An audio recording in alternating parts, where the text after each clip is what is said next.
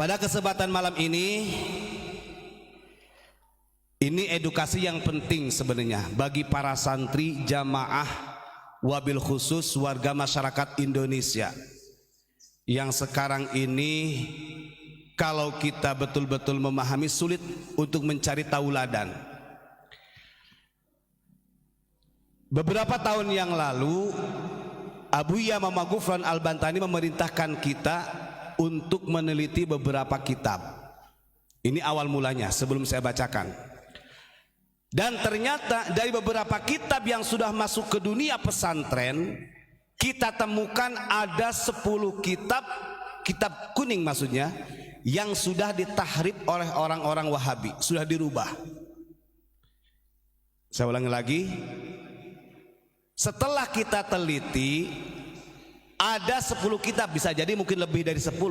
Waktu itu kita baru menemukan 10 kitab yang sudah ditahrif oleh orang-orang Wahabi, sehingga kitab-kitab yang sudah ditahrif ini masuk ke pesantren. Akhirnya banyak santri-santri yang keluaran pesantren yang pemahamannya menjadi radikal, sabi'iyah. Kok bisa?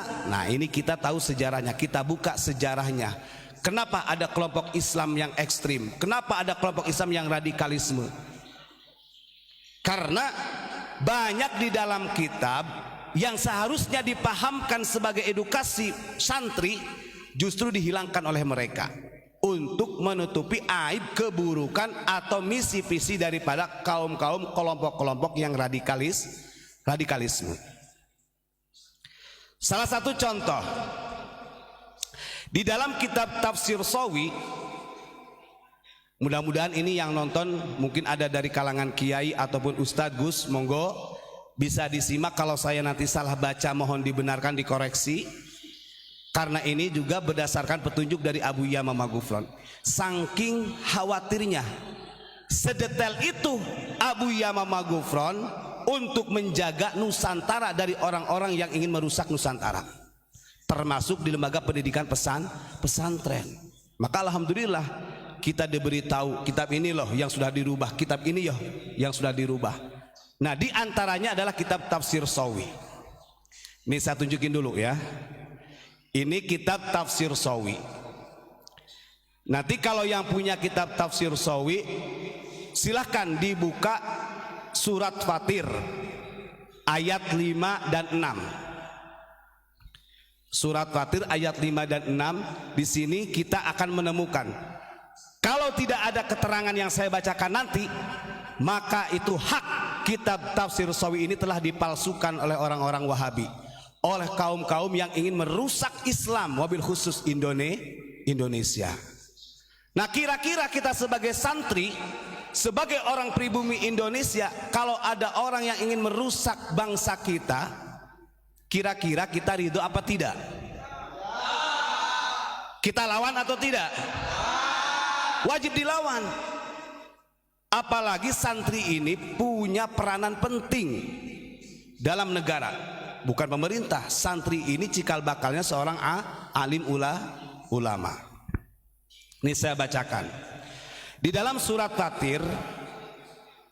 Kalau cetakan yang asli tidak dirubah oleh orang-orang Wahabi, seperti ini bunyinya.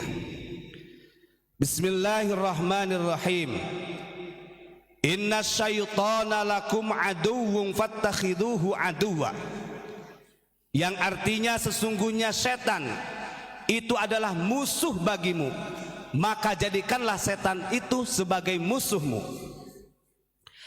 Innama yad'u hizbahu liyakunu min ashabis sa'ir.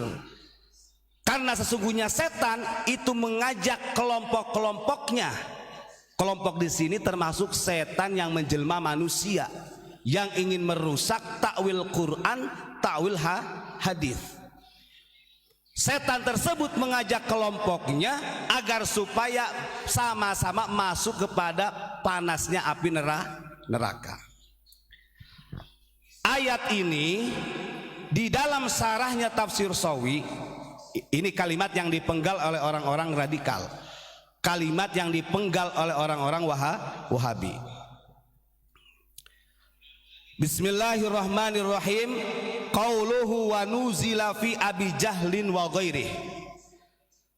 Dalam satu pendapat yang dikatakan kelompok-kelompoknya setan yang merusak umat, yang merusak agama, ayat ini ditunjukkan kepada Abu Jahal dan selainnya Abu Jahal.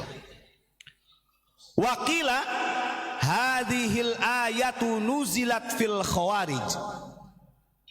Ada juga pendapat yang mengatakan ayat ini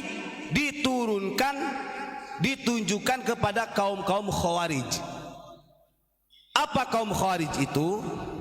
Nah, ini perlu kita pahami sejarah. Sebelum saya bacakan, kaum khawarij itu adalah kelompok Islam yang menjelma Islam. Jauh-jauh hari sebelum ada khawarij, karena khawarij ini adalah propaganda politik yang dibentuk oleh Abdullah bin Saba. Ingat, saya ulangi lagi.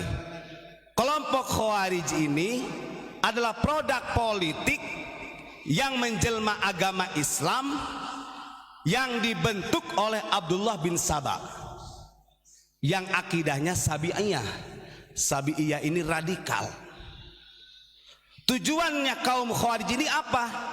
Kaum khawarij pada waktu itu ingin mengadu domba sahabat Utsman dan Ali, sampai terbunuhnya Sayyidina Ali dan Utsman.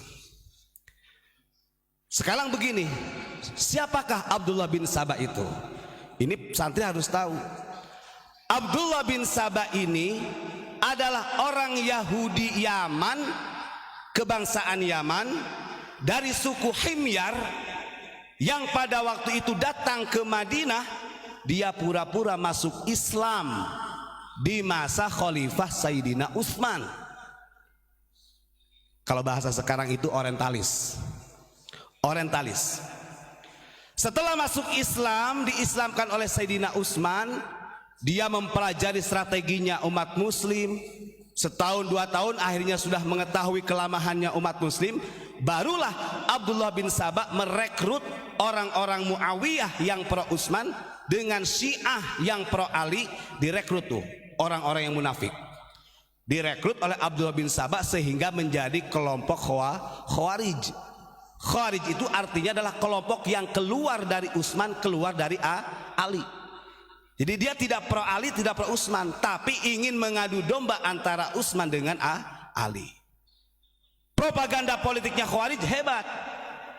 Dalangnya Abdullah bin Saba ini sampai mampu mengadu domba terjadinya perang saudara yang disebut dengan perang Jamal, perang Siffin, bahkan perang Nahrawan. Naudzubillahi min dzalik.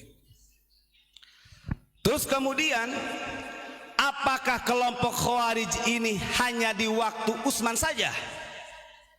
Tentu tidak. Khawarij ini akan bertransformasi walaupun berbeda nama. Jadi orang-orang yang seperti Khawarij, akidahnya seperti Sabi'iyah radikal ini akan selalu bertransformasi walaupun namanya sudah bukan Khawarij.